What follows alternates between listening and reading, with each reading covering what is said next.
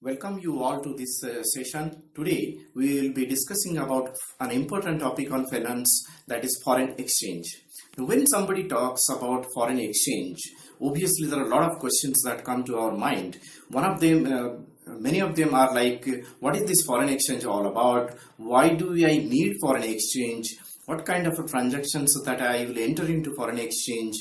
And if I will enter into a foreign exchange transactions, then what kind of risks that are involved into it? Then what type of tools that are available with me to mitigate such risks, and so on. So we will be answering all those questions, and we may come up with some other questions during our learning journey, and we will try to find answers to them all. Let me quote you one example so that you can appreciate the necessity of a foreign exchange in our life. And one of my uncle, he traveled to US, and then after landing on New York airport, he went to a coffee shop and asked the coffee shop attendant to give a cup of coffee, and he handed over a 2000 Indian rupee note.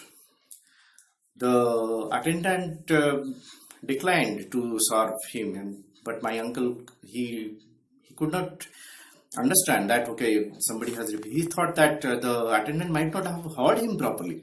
So he again requested him, and this time in a little louder voice.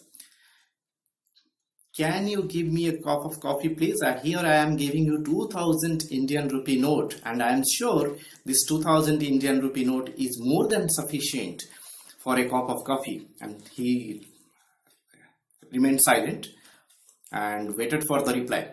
The attendant this time smiled and told him, sorry sir, we cannot offer you coffee, we need US dollars. Then my uncle was set back. So he asked gently this time, where can I get US dollars? Then the attendant smiled at him and told him that you have to go to a money exchanger counter, and he showed him also the counter. And my uncle thanked him, went to the money exchanger, handed over his 2000 Indian rupee note to the money exchanger, and got 30 United States dollar in return. Here my uncle entered into a foreign exchange transactions because he exchanged Indian rupee note with United States dollar. So this is called foreign exchange. The conversion or the exchange of one currency with another is called foreign exchange. Now, does the only travelers need the foreign exchange? No. A lot of almost all cross-border transactions involve foreign exchange, like import, export, overseas lending, overseas borrowing, trading and investments with overseas counterparties, etc. So all of these require foreign exchange. Now, if foreign exchange is used almost all cross-border transactions, then imagine what would be the size of the foreign exchange market. As per BIS, Bank of International Settlement statistics of 2016, it is around 5.1 trillion US dollar value gets traded in foreign exchange market. And imagine this is about 30% of United States GDP. And in terms of equity markets, it is around 30 times of a New York Stock Exchange daily turnover. Imagine the size. After knowing the size, then if it is such a big size market, then don't you think that there will be a lot of rules around it to enter in this market? Yes, of course there are rules, and we will learn one by one. First of all, we should learn about the rules about the currencies. Now imagine if somebody will write something like this. Instead of US dollar, he will say write United States dollar. He also can write simply US dollar, and also somebody can write United without space States dollar. So Look at the divergences in writing. And also on top of this, we have different accents like Indian, German, US English, British English. So like that. Imagine such kind, if we use such kind of divergences in such a huge market, the kind of problems that we are going to enter into. A lot of problems we will face if we have to communicate in this way. Therefore, there is a standard around this communicating these currencies. So they will be represented by ISO 4217. So this is ISO stands for International Standard Organization. This ISO 4217 will govern the standardization of expression of currencies. So they will be, as per this standard, the currencies will be represented by currency codes, and it will be of 3-letter word, 3-letter code, and first 2 letters will represent the country. For example, in United States dollar, the first 2 letter will have US stands for United States, and the last will represent the currency, that is D for currency. So similarly, if we have Indian rupee, then we have to say that IN, first 2 are country code, and then we will have the currency representation, that is rupees. So INR will stand for Indian rupee. So like that, it will be represented as per ISO standard. Now, there is another thing you note. We have 2000 Indian rupee he converted to 30 USD. So now we can write USD. So INR. Now the question comes, why 2000 Indian rupee note he gave, but he got in return only 30 United States dollar? Why not 2000 United States dollar? No. This conversion from one currency to the another is governed by exchange rate. Exchange rate. I'm just writing it at one side. This is also called conversion rate or quote.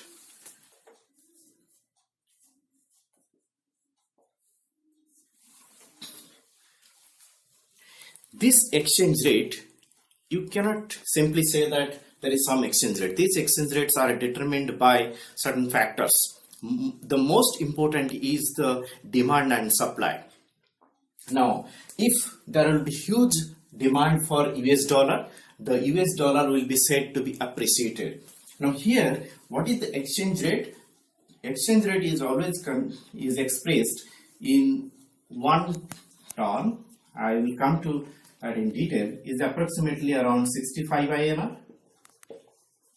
Now here, this is called exchange rate, and here if there is huge demand of US dollar, then USD will be said to be appreciating. That means it may go to 66, 67, so on. So if there is a huge demand of US dollar, then it may trade like 66 INR or 67 INR or 68 INR, something like that. Now if there is a huge demand for INR, then the USD will be called as, here this case is called USD appreciation.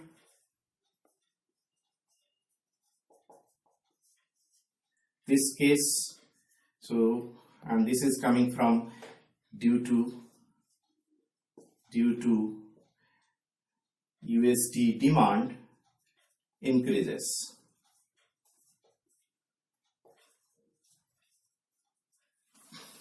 Now if the INR demand will go up, then it may trade 64, 63, so on. So that means ISD got appreciated, USD got depreciated,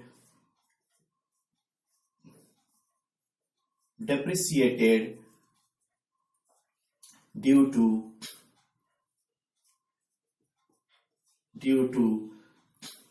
USD demand less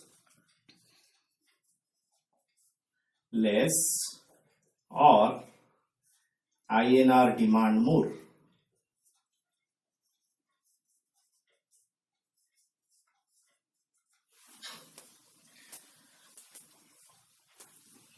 Now this is the quote and this is the exchange rate. Now why that demand gets more or demand gets less? Because we know that every country has some specified number of currencies depending upon its economy.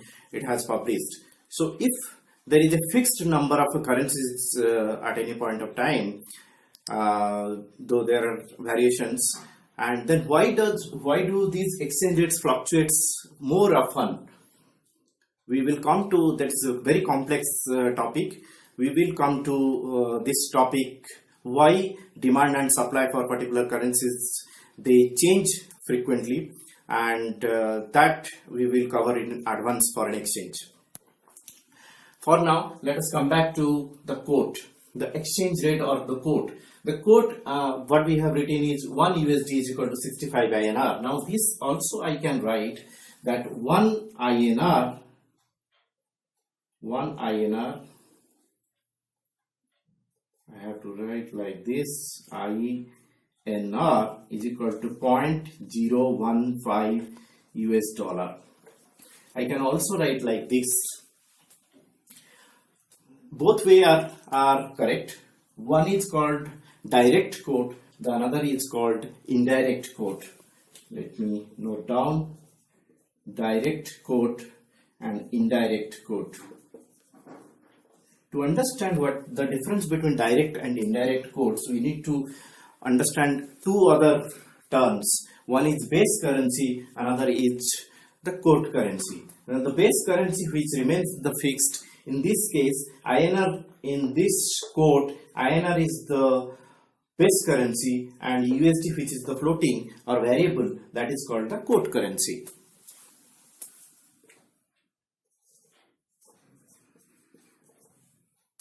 This is the base currency which is the fixed, any quote. Now in here also it will, USD becomes the base currency, USD becomes the base currency of the fixed currency, INR is the quote currency, is the or the variable currency.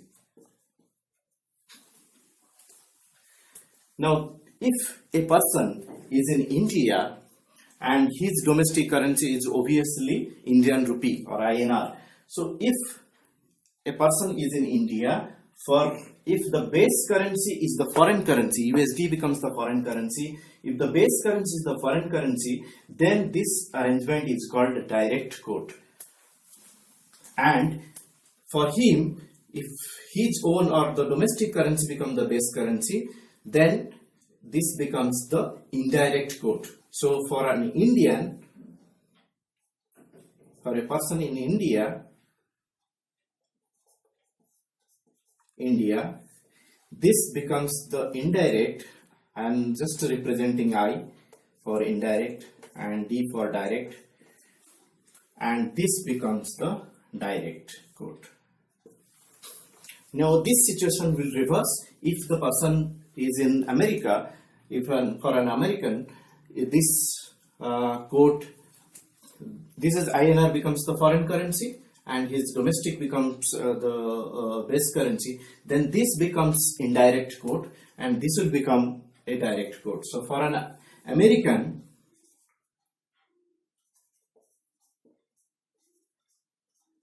it just reverses.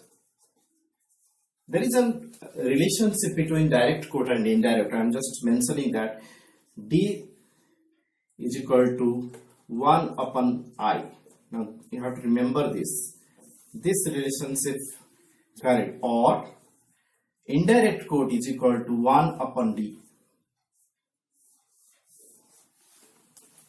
This relationship is maintained. Now the next question comes is, on what priority I will think about that which should be the base currency and which should be the quote currency, because not only that we are always thinking about USD and India, there are other cross currencies are involved. For example, Euro GBP. Now if a person is in the United States, what will happen to Euro GBP, etc. So there is a priority order. Now in this Euro GBP, it is if a person is in United States, for him Euro is also a foreign currency, and GBP also a foreign currency. So what kind of conventions that he has to use? Now, there is no standard around it, but there is a market practice, and I am going to show you the market practice. I am just erasing the first ones. As per the market practice, we have Euro, GBP, AUD, then NZD, then we have USD, up below that CAD, then CHF. This is the major currencies, base currency pair. So these four currencies are getting priority over United States dollar, USD, and these three currencies are getting priority below USD. USD is the largest traded currency. Around 88% of the market share is captured by USD. That means every $100 that gets traded in foreign exchange market, out of that 88% or 88 USD will involve US dollar. The rest of the 12% may involve something like this: Euro GBP, Euro JPY, something like this. So even though US dollar is the mostly traded, most popular currency around the world, but these four currencies, whenever we say Euro USD, normally the currency pair will be written on the quote, you will get Euro US dollar. So that means Euro becomes the base currency, US dollar becomes the quote currency. So this is the priority order has been followed in the market practice. Why? Because these four are called Queen's currencies. This is more trivial reason. Queen's currencies. There is no scientific thing, because Queen's currencies, because they are related to Britain, and as we know, Britain has captured almost the entire world. That is why these Queen's currencies get priority over other currencies.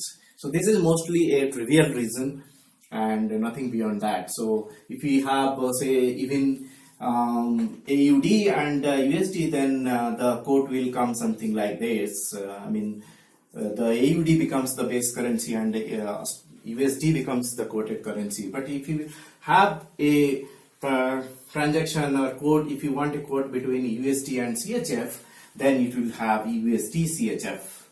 USD becomes the base currency and CHF becomes the quoted currency.